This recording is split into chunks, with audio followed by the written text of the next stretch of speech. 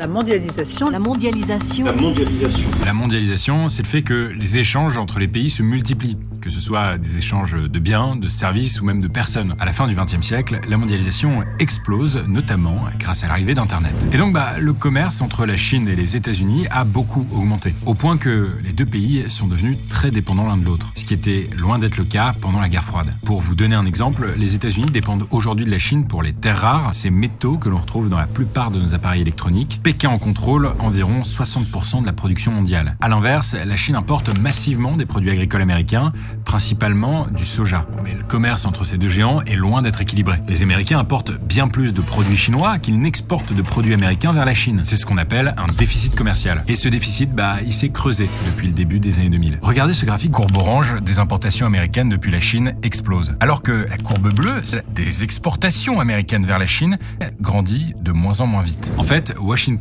accuse Pékin d'empêcher les entreprises américaines d'investir et de s'implanter en Chine